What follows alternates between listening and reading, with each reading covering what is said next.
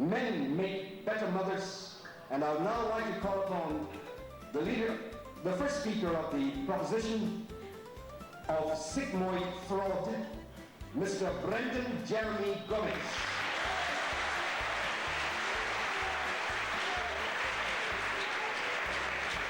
That's right, ladies and gentlemen, men make better mothers compared to female cuckoo birds, which are known to abandon their eggs in another bird's nest. But is that why we are here today? To compare men with their cuckoo bird? With a cuckoo bird? Worse, with 3 cuckoos? It's degrading to men, especially to honest frauds like us. It's obvious men make better mothers compared to female cuckoo birds. Then why are we here? Why is the audience seemingly ready for a food fight? With the women carrying tomatoes in their blouses and men eggs in their trousers? Is it because we are here to prove that men are better than women, or women better than men? No, I'm a man of peace. Are we here to prove that men make better female parents? Well, one of the definitions of mother is a female parent, right? If we are here to prove such a thing, then our opposition would be very gay about the whole idea. And the men in the audience would not rest until they prove us wrong. So we are not here to debate that males are females or females are males. Anybody who thinks they can must know a secret Mother Nature doesn't. Literally speaking, men cannot be a mother, for a mother is a goddess to her children and a demigod to her husband, like a Demi-Moore to Bruce Willis. Therefore, we are here, ladies and gentlemen, because we believe that men make better mothers. And to prove to you, beyond a reason of a doubt, because men and women are equal and non-symmetrical, they complement each other. And in doing so, men make good mothers better. We will be covering every aspect of life where men are involved in making good mothers better. Now, firstly, we are not saying that it takes a man to make a mother. Now, men don't train mothers like a dog. Mommy, mommy, mommy, sick, baby, sick, mommy. Unless, of course, your mother-in-law is one which barks too much, then it would take a man to stand up to her. Men make better mothers. But what are men? Who doesn't know what a man is? A man is a human being with a heart. And that is what a man is. For men, according to today's motion, means mature human males. Now, note the word mature, lest the opposition defines any male as a man, and in doing so, try to convince you, my dear audience, that men do not make better mothers, but men make battered mothers. What would a woman do without a man? For below every successful woman, there lies a man.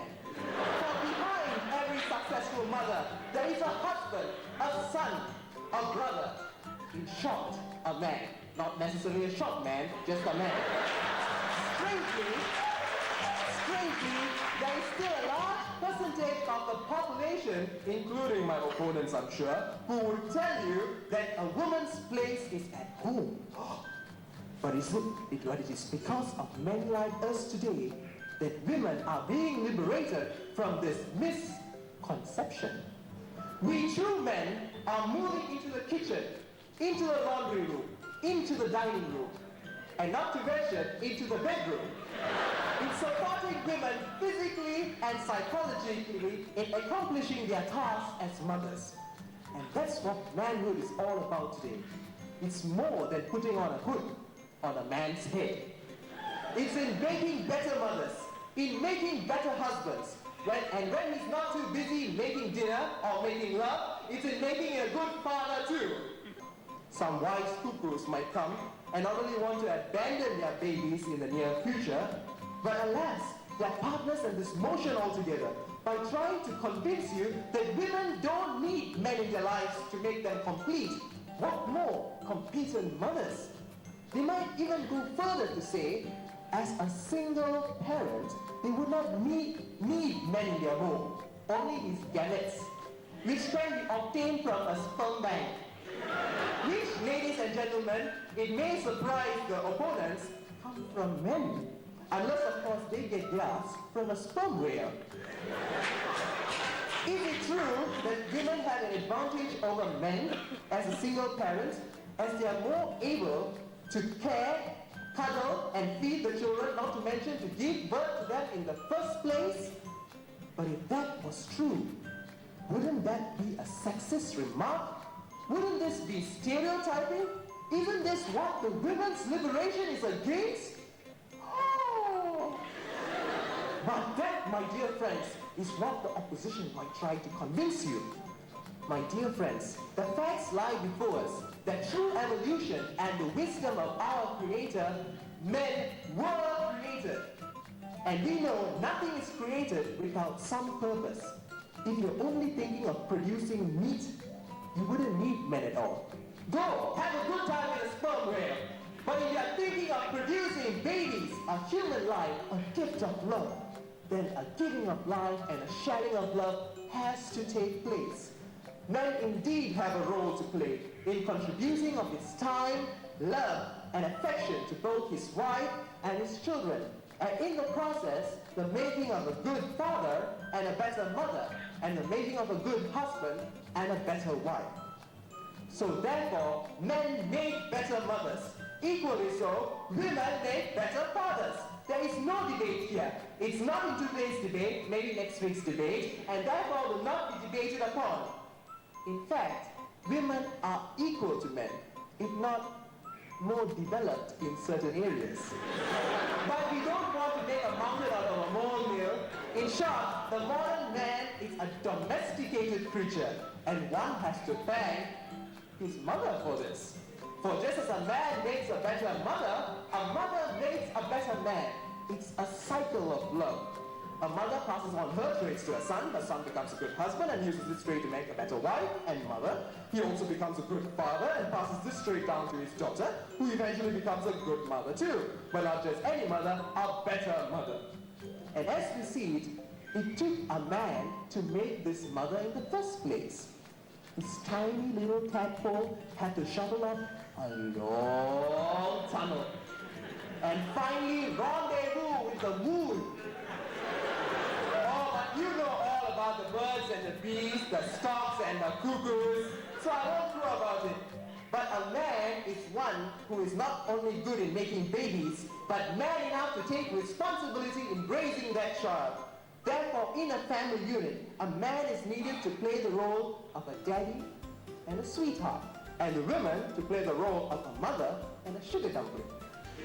Thus, there is no truth at all if our happy and gay opponents over there even think of suggesting that women can make better mothers, implying that marriage is for women only, and only women can build and live in homes, whereby men can live on the streets. If this was the case, the world would be filled with homeless bums, and boys would grow up to be the man in the street. Is that what you call a good mother?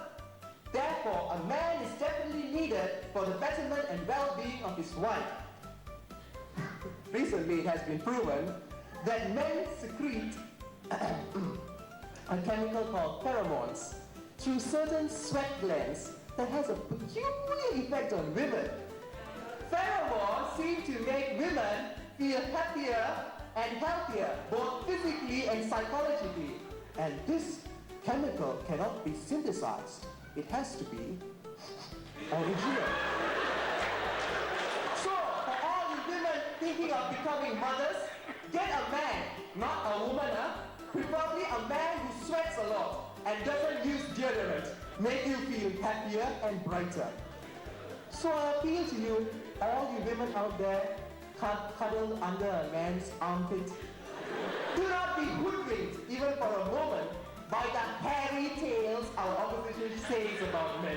For a man is a chest of treasure, and a woman are the best.